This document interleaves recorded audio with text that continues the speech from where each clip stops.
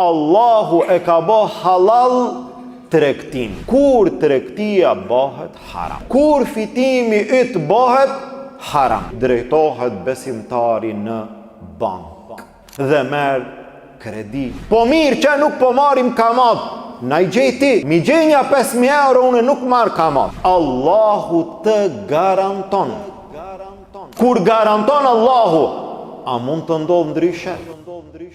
Innal hamdalillah nahmaduhu ta'ala wa nasta'inuhu wa nastaghfiruh wa na'udhu billahi min shururi anfusina wa min sayyiati a'malina. من يهده الله فهو المهتد ومن يضلل فلا هادي له وأشهد أن لا إله إلا الله وحده لا شريك له وأشهد أن محمدا عبده ورسوله اللهم صل على محمد وعلى آل محمد كما صليت على إبراهيم وعلى آل إبراهيم إنك حميد مجيد اللهم بارك على محمد وعلى آل محمد كما باركت على إبراهيم وعلى آل إبراهيم إنك حميد مجيد.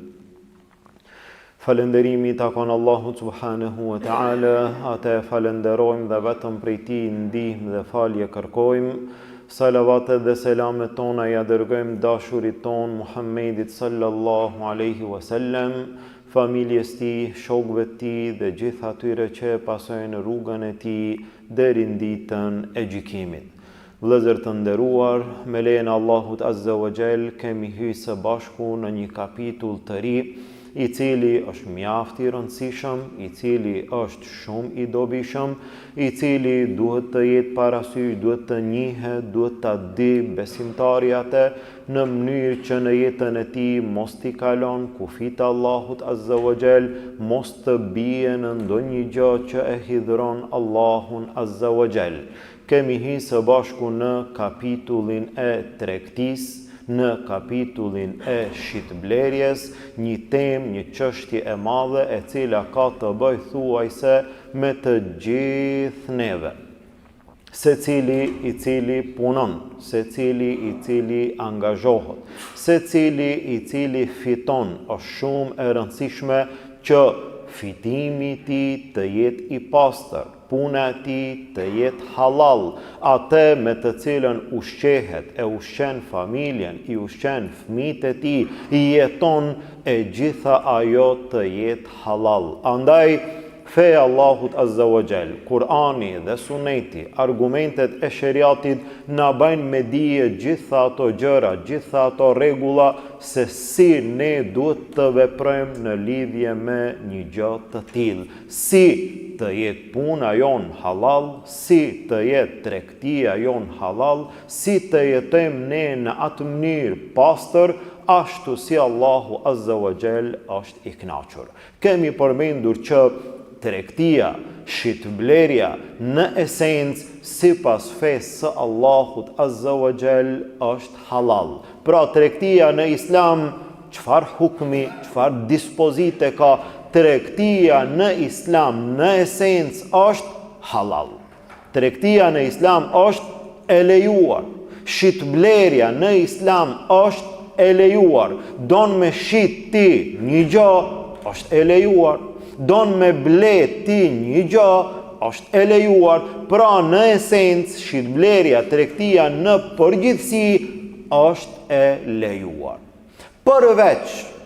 Përveç në raste të caktuara kur ajo kalon në shkallën e haramit, kur ajo bëhet e ndaluar. Tregtia është e lejuar, ndërsa në raste të caktuara ajo kufizohet me kufit Allahut azza wa jall që mos të kalon në haram. Kur tregtia bëhet haram, Allahu azza wa jall tha në Kur'an: وَأَحَلَّ اللَّهُ الْبَيْعَ وَحَرَّمَ الرِّبَا. Allahu e ka bë halal tregtin. Tregtia në Islam është halal. Wa harrama riba, dhe e ka bo haram kamatën. Kur tregtia, kur shitblerja, kur puna jote, kur fitimi yt bëhet haram. Tregtia bëhet haram në përgjithësi arsyet kryesore që e bajnë tregtin, shitblerjen haram janë 4 arsye. Për shkak këtyre 4-ve ka mundësi që tregtia të bëhet haram, shitblerja të bëhet haram, fitimi të bëhet haram, për shkak këtyre 4 arsyeve. Arsyeja e parë, shkaku i parë, i cili ndoshta është edhe më i rrezikshëm se të gjithë, është shkaku i kamatës. Tregtia është e lejuar, mirë po kur ajo përzihet, kur ajo në te përmban kamat, atëherë ajo tregti bëhet haram. Megjithëse se ka mundësi produkti të jetë halal, ajo e cila shitet të jetë halal, ajo e cila blehet të jetë halal, mirë po shkaku i kamatës bëhet haram. Dhe kamata është një prej gjunaheve më të mëdha, një prej gjunaheve më të rrezikshme, e që fatkeqësisht një prej gjunaheve më të përhapura në mesin e njerëzve. Allahu Azza wa Jall thot: "Wa ahalla Allahu al-bay'a wa harrama ar-riba." Allahu e ka bë halal shitblerjen dhe e ka bë haram kamatën. Kamata është haram. Kredia që e merr njeriu është haram, megjithatë sa prej njerëzve drejtohen në raste të caktuara për zor apo për një gjysmë zori apo për një gjatë të quajtur zor, e cila në realitet nuk ka asnjë lloj zori, drejtohet besimtari në bank dhe merr kredi dhe merr kamat, dhe kjo është një prej gjunaheve më të mëdha, prej gjunaheve më të rrezikshme, duke haruar hidhrimin Allahut Azza wa Jall, duke haruar dështimin e asaj të cilën e ka marrë. Thot Allahu në Kur'an: "Yamhaqullahu riba wa yurbi sadaqat."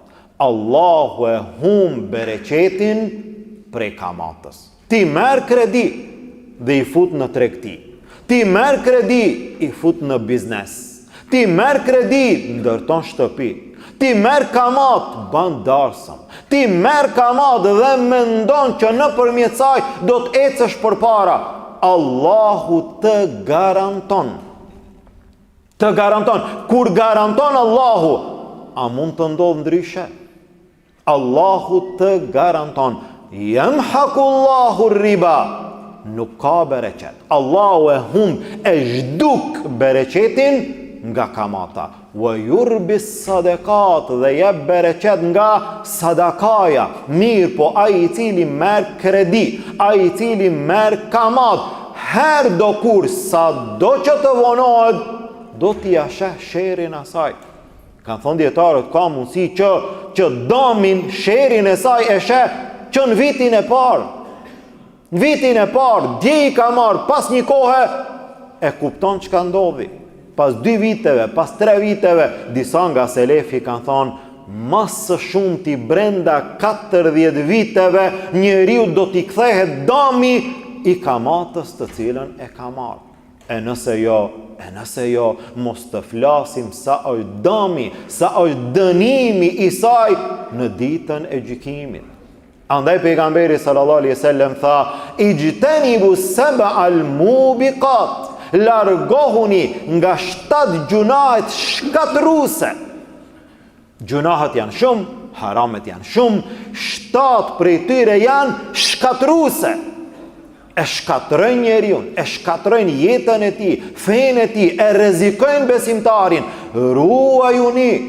Ruajuni nga 7 gjunahet shkatruese. Në mesin e këtyre 7-ve, kamata, ngrania e kamatës, ngrania e kredis, kur besimtari merr prej saj. Sa është e rrezikshme, rreziku është i madh. Megjithatë, ti do ta gjesh sot një frymë e cila do të kundërshton qoftë me fjalë apo ndoshta së paku me mendje se ti hoxho, ti e ki lehtë me fol.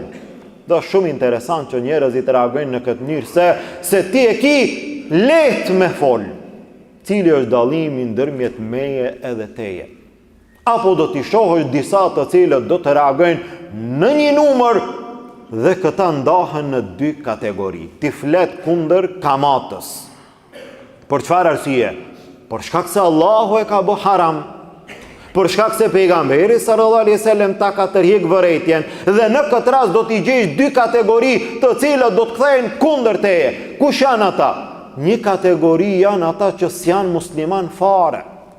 Ai nuk është musliman, është katolik, është ateist, është beson, nuk beson ndoshta fare, e ka besimin e tij të gabuar, të devijuar, dhe ai do të reagon me njerëse se ju fetarët, ju hoxhallarët, ju nuk keni lënë asgjë njerëzve, nuk ju keni lënë zgjidhje si do të jetojnë njerëz në këtë kohë me një rrogë të vogël pa marr kredi dhe mundohen me paraqit në atë mënyrë. Çka themi?